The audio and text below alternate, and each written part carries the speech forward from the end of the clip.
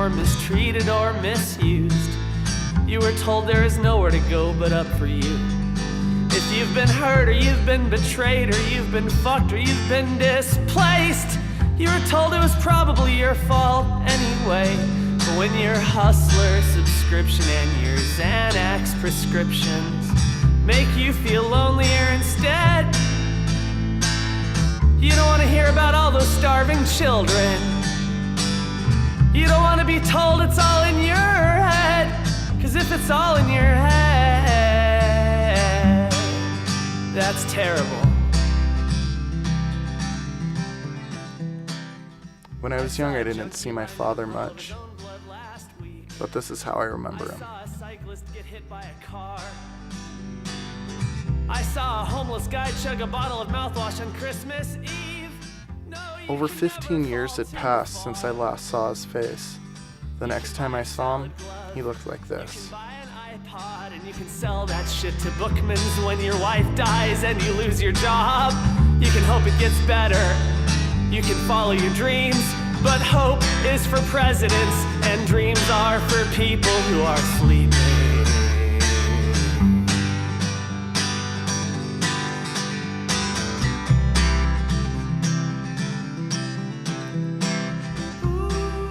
My journey began in the spring of 2014 when I received this picture of my father. Upon learning that my father was homeless, I realized I didn't know much about homelessness. So I reached out to my local homeless shelter, the Poverello Center, and that's where I met Travis. So my name is Travis Mateer, and I'm the Poverello Outreach Coordinator. I've been in this position for a couple of years now, and I've worked actually at the POV for about 6 years. And in that time, I've learned quite a lot about the lives of folks that living on the streets that either don't want to come and stay at our shelter or can't come and stay at our shelter, generally because of addiction issues, most prevalent, the alcohol piece. I've gotten some really tough calls from family members, looking for a loved one, and it's tough to hear. I think, the families oftentimes they want to help a loved one. Sometimes that takes the form of enabling. And it's been tough to hear how family members sometimes have to, cut off contact with someone because they can't continue trying to reach out to a person that might not be in the place to accept help. So there's been a handful of times where we've been able to reconnect folks with family members. People die in the streets, even in a nice liberal college town like Missoula, where we like to maybe pretend that bad things don't happen.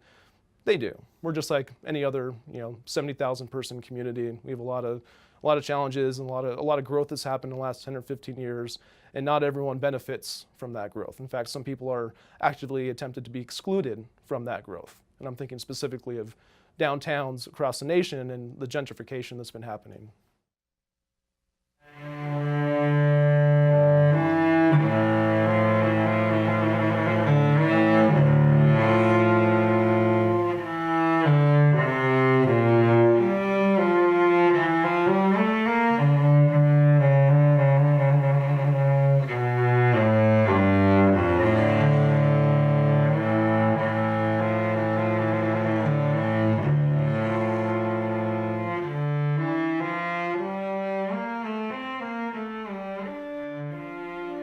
Walking on paths that people jog and bike on each day, it's hard to imagine that there's people living out here.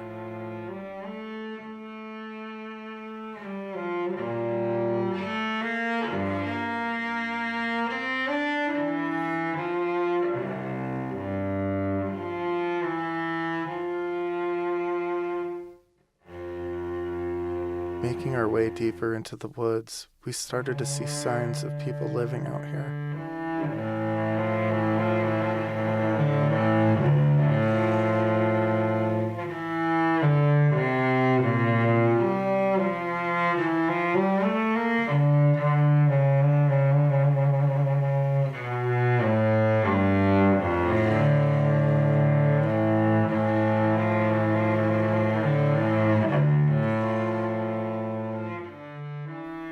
As we entered these encampments, I started to feel closer to my father, even though we were still hundreds of miles apart.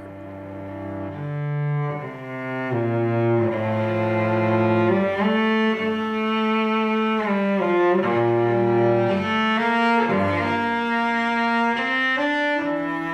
we left the encampments that day, I felt a need to connect further with people who were like me, people who also had homeless fathers. My dad's been homeless for probably 20-some years now, and he left when I was probably about 10 years old when we were living in Bozeman.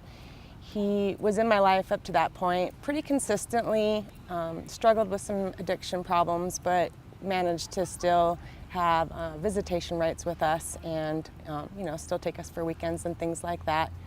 And I think it came to a point where he was embarrassed and shameful about his behaviors, and that's when he kind of disappeared. For me, it was something I always did want to do, was get in touch with him, because it was more the unknown that killed me than knowing what's going on with him. Knowing what's going on with him has actually helped me heal quite a bit. I get upset about it often, and really upset about it. It just really tore me apart. And since I've met him over the 5 years ago, I've kind of had that closure in a way.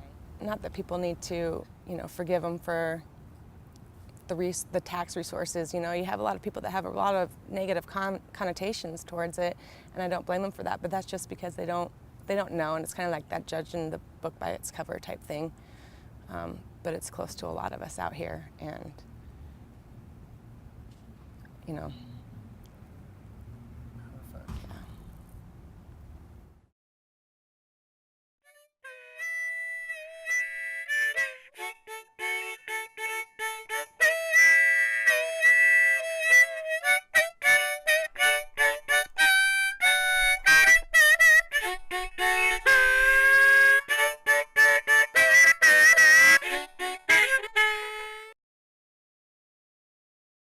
Why we're doing this and where you were when we started this to where you are now. Well, when we started this whole thing, I really didn't want to do it. I wanted to do it, but I didn't necessarily feel comfortable going into it. And I had to set up lines and boundaries and decide, how far I wanted to take it and decide that I was in control. And then once I realized that and started really getting some action going on it, getting some progress, it really started to take off, and I started to change as well. I like to refer to it as therapy, and it really is therapeutic doing this, because I'm connecting with other people.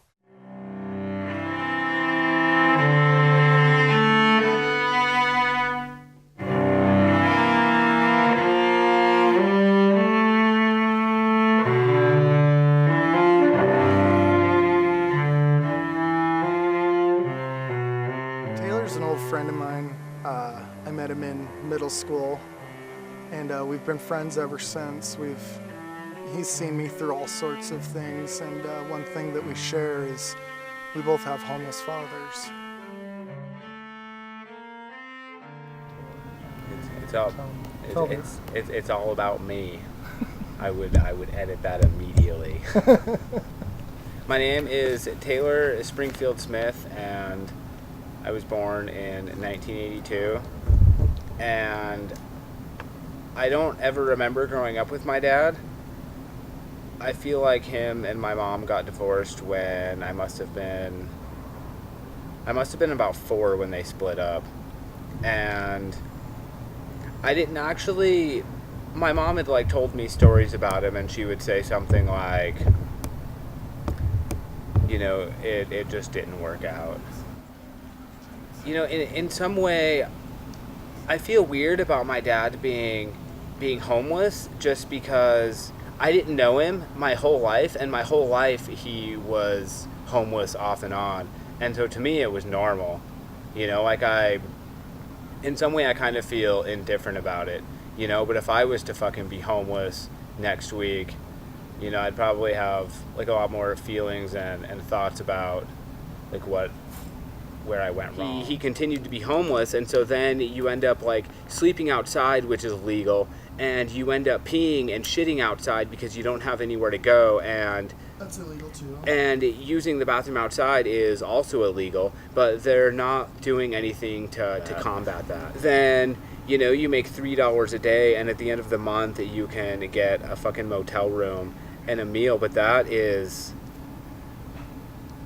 I feel like that's ridiculous. You know, any panhandler isn't going to save up money until they have first and last month's rent. Newly empowered by friends, family, and strangers alike, I found myself headed to the coast, headed to find my father.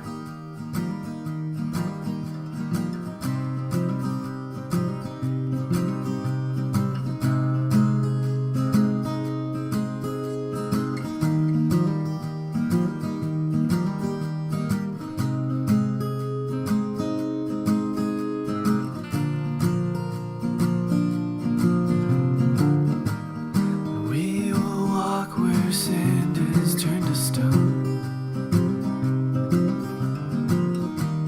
where rock to sand to dust the wind is blown, and water slides are carved from waterfalls,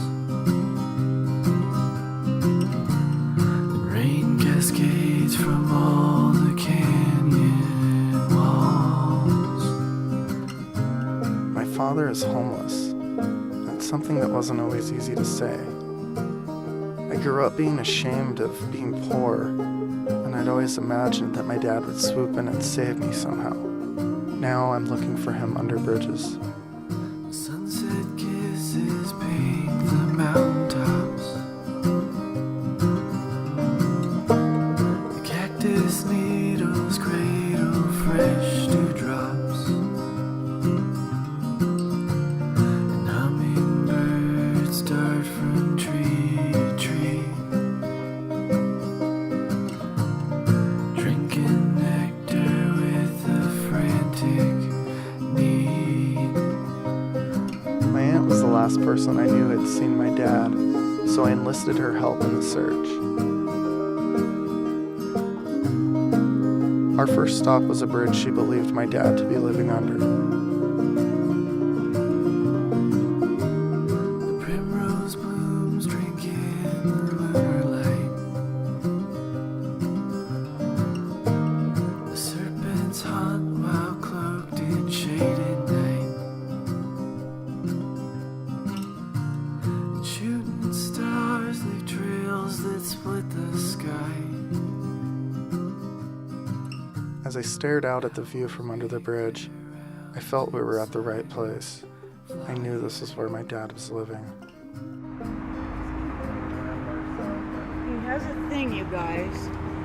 It's a schedule. He has a very busy schedule every day. And when he was over in the Lacey, that's another a buddy like Belby was to Seattle, was over there. Yeah. I'd run into him over there because on my lunch hour I would go in that shopping center. And so I would give him money, buy him a pack of smokes, and I gotta get going though, Nance. I gotta get my route done. And he'd just go charging along. He had a certain route. So now when he turned to this area, the route is what I'll take you on now. We can come back. Yeah, let's do that. Cool.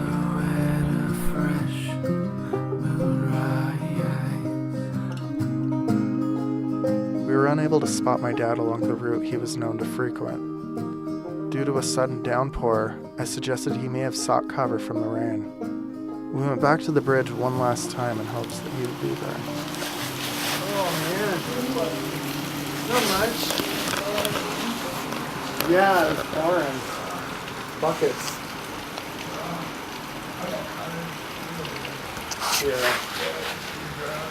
How you doing? This is Jess and Hi. James. I go to school with them. We're in filmmaking. Are you really? Cool. Yeah. So am I, kind of. Yeah? Yeah. Yeah, I Really? can tell you about it. I don't know if you quite understand it.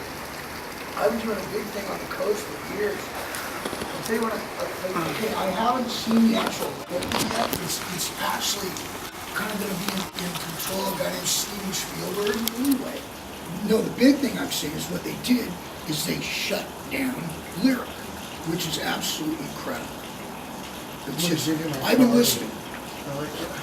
Oh, thank you. Oh, thanks. Yeah, for sure. They shut. Oh, that's my brother's name. And John Baker? Yeah, and he spells John just like you. Oh, crazy. Yeah, this is great. Oh God, this is a good one. Yeah, oh God, I'm gonna keep that one. Yeah. Yeah, oh God, I can talk all day long. You know, dude, that's Stanford University though. Yeah. I want that. Do you need any more smokes or anything? Or got some smoke? For the first 20 minutes we talked, my father had no idea who I was, despite my subtle attempts to stir his memory. We're just sitting here talking about the movie business. How you doing, Nancy? You cut your hair. How'd you do it? God, you look so damn good with your hair. These guys are in the movie business too. Yeah. Isn't he adorable? Oh, you know these guys? This is your son, honey. What? John Baker. Oh, John Baker, right. Oh, you changed the color of your hair, huh? Hey, nice to see you. Can I have a hug?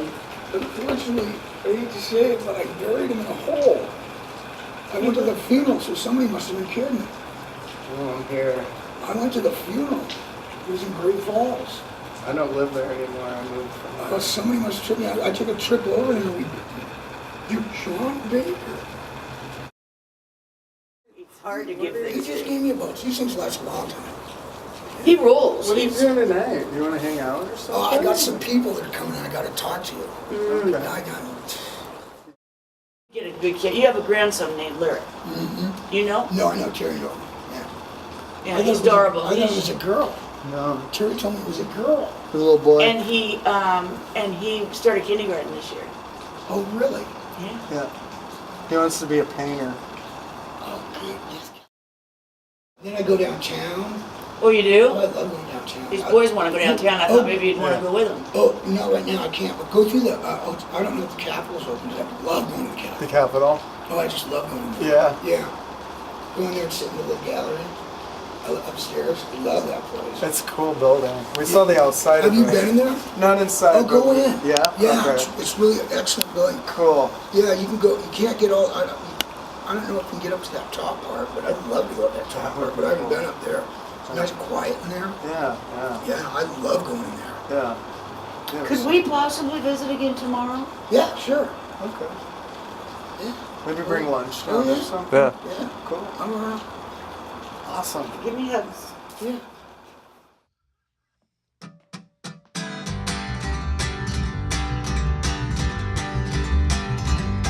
If I had a cigarette for every time a perfect stranger asked me for a cigarette, then I'd have enough cigarettes to get me through the day. And if I had some spare change every time a perfect stranger asked me for some spare change, then I'd have enough spare change to take care of these bills I need to pay. And dude, I know that times are tough, but that does not mean that you can have my stuff. So how about a ride? I can drive you to the shelter. We could eat dinner at the Andre house, and you could even take a shower. 'Cause I think you deserve much more than a smoking 50 cents. You deserve to be self-sufficient and buy your own cigarettes.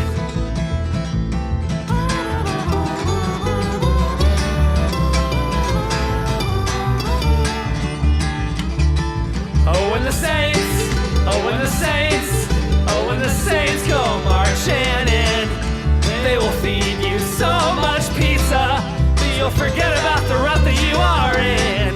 Oh, when the Saints, oh, when the Saints, oh, when the Saints come marching in, well, I'm sure they'll feel so much better with the illusion that they're helping out those sinners, when all they really do is buy the so-called sinners shitty dinners, like $5 rotten ready pizzas and high fructose corn syrup, punch you diabetic and apathetic, wondering when they'll bring you lunch to the park they keep you in, when the Saints go marching in. So I wish I had a cigarette for every time a perfect stranger asked me for a cigarette. But I wonder what a cigarette will really do to help that person out. I wish to God I had some spare change every time a perfect stranger asked me for some spare change. But there's not enough spare change in the world to make such an empty gesture count.